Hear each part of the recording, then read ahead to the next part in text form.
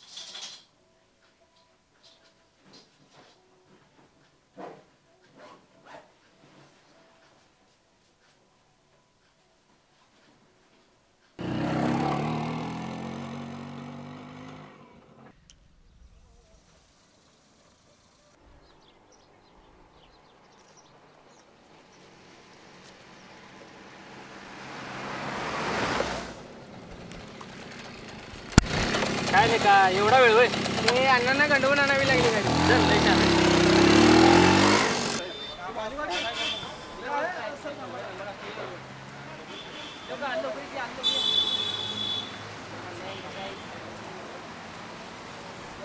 Address तर ह्योच आहे ना?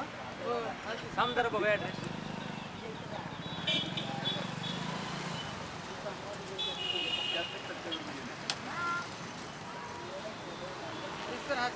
हाच आहे की ऍड्रेस. तू आत बघूया चल.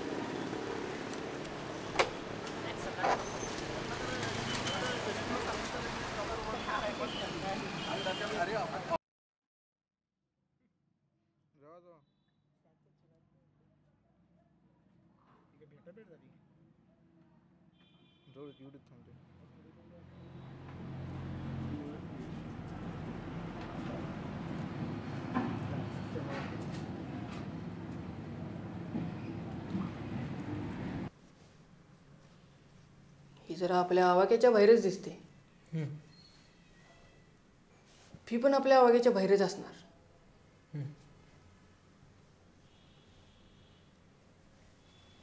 फी आवाक्याच्या बाहेर असती तर मग तुझ्या किडनी ऐकून पैसे देऊ की? डोक्यावर पडलायस काय?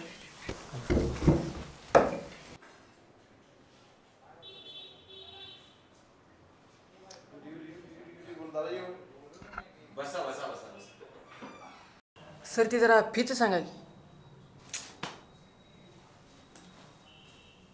साधारण कोर्सची मी नावं सांगतो तुम्हाला. फिल्म रायटिंगसाठी 1 वर्षाकरता 1 लाख रुपये, 6 महिन्याकरता 75,000 रुपये, 3 महिन्याकरता 50,000 रुपये. एडिटिंगसाठी 1 वर्षाचे 3 लाख रुपये, 6 महिन्याचे 1 लाख रुपये, 3 महिन्याचे 70,000 रुपये. सिनेमॅटोग्राफीसाठी 1 वर्षाकरता 2 लाख रुपये, 6 महिन्याकरता 1 लाख रुपये, 3 महिन्याकरता 75,000 रुपये असे फीचे दर आहेत. मी माझ्या बेसवर 1-2 हजार रुपये कमी करेन.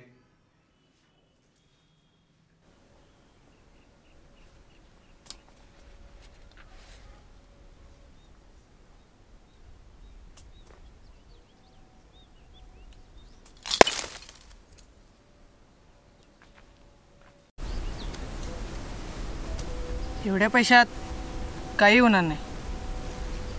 आपण घरी सांगून बघूया. तुला माहीत आहे मागच्या वेळेला एकदा आपण असंच गुल्लक फोडला होता पिक्चरला जाण्यासाठी. पण बाबानं मला लई मारलेलं रे त्यावेळेला. करत असलं काय चालत नाही रे आमच्या. पण तुझा बा एवढा चिडतो का? काय माहीत.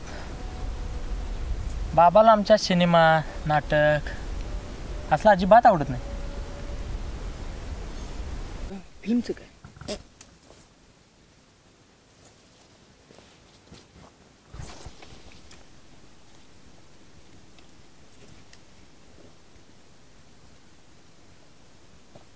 करायचं. सौऱ्याला सांग आपण शॉर्ट फिल्म करायचं. खरंच? हो. पण तुझ्या बाबांचं काय? बापाला पण कळूच द्यायचं नाही. आधी सगळं शूटिंग पूर्ण करायचं मग बाबाला दाखवायचं. हो करूया.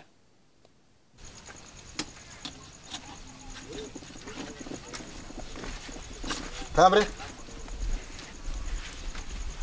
कुठे हिंडालायस दिवसभर? काय नाही इकडेच होतो मी. इकडे कुठं? मारुतीच्या माळावर. तुझं कॉलेज झालं नव्हतं का? अरे मग जरा कामाधंद्याचं बघ की. हे बघ कसं आहे, तू बघतोयस कसं चाललंय काय चाललंय. हा रडत खडत चाललेल्या गाडीला जरा अरे जरा डोसक्यात घे की. हां बाबा. हा बाबा.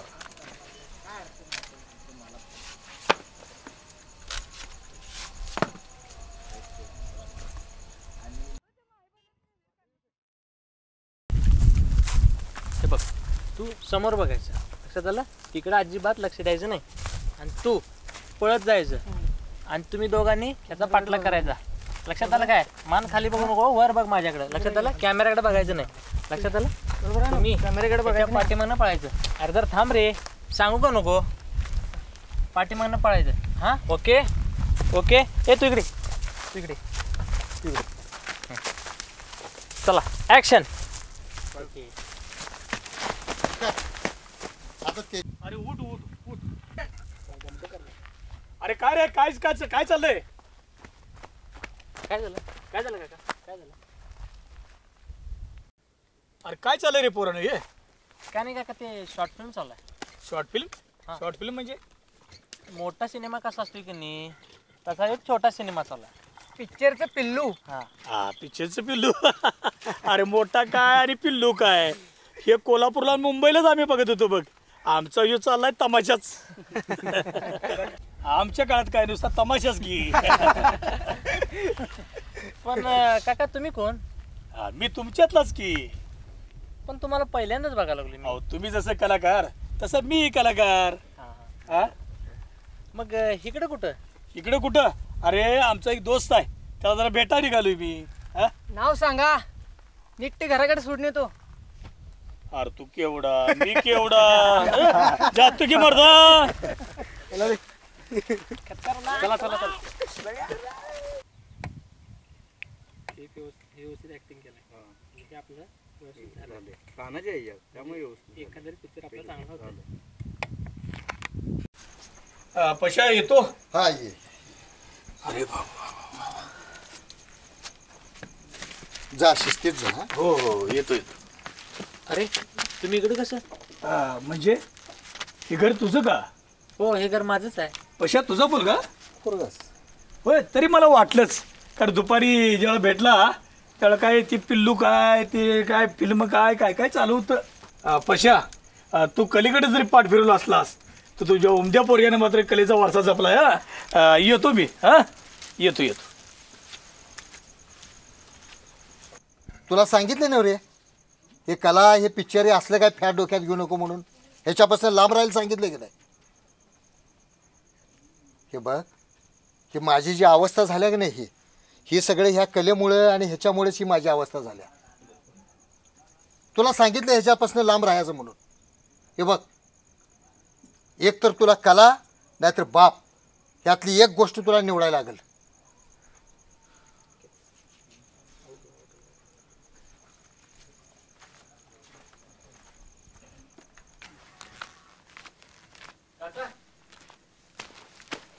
काका कोण? अरे मला वाटलंच होतं तू येणार. काय म्हणतोस? मला सांगा काका, माझा बाप इतका कलेवर का चिडतो? त्याचं एक कारण आहे पोरा. तुझा वडील फार मोठा कलाकार. अरे तुझ्या वडिलांनी आणि तुझ्या वडिलाच्या मित्रांनी एक तमाशा सुरू केला होता. तमाशा अक्षरशः डोक्यावर घ्यायचे लोक. काय तमाशा होता. पण काय सांगू, एक दिवस दृष्ट लागली. काय झालं कोणास ठाऊक.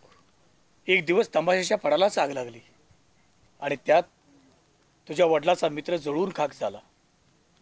मित्र गेला याचं दुःख त्याला आहेच, पण एक कलाकार जगू शकला नाही हेही त्याला दुःख आहे.